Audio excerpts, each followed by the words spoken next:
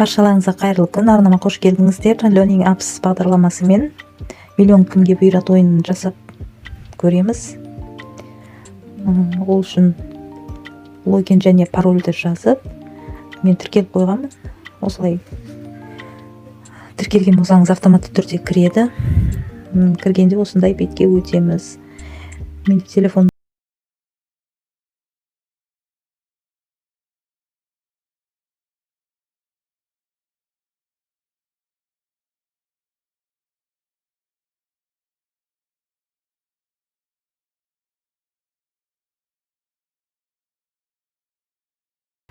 жәніне қарап өткен кезде төменге түсеміз.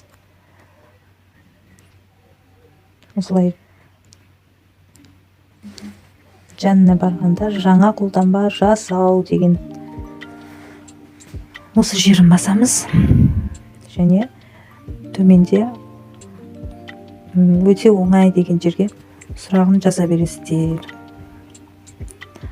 Мен мысал ретінде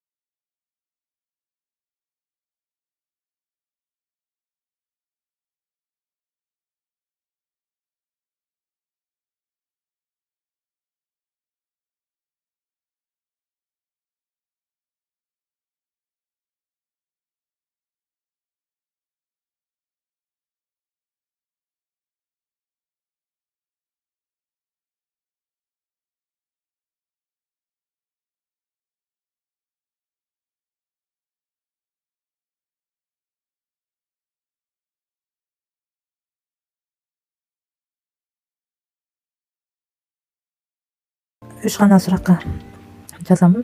Бұл жай ғана көрсету үшін. Жазып болғаннан кейін төменгі жағына өтеміз. Төменгі жағына өткенде кері байланыс деген бөлімі болады. Кері байланыс деген бөліміне ең соңында ойын аяқталғанда жарайсың, керемет, солай ынталандыру сөздерін жазып қоясыздар. Ойын аяқталғанда смайликпен бірге жадым болады. Осылай барлығын жазып болғаннан кейін төменгі жағына өтеміз. Өңдеу батырмасын басамыз. Көппен беріліп тұр. Соны басқаннан кейін осылай ойын құрастырылады. Оқушылар өзінің жауаптарын береді.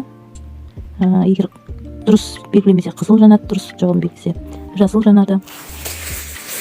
Солай ойынды жалғастырып ойнауға болады.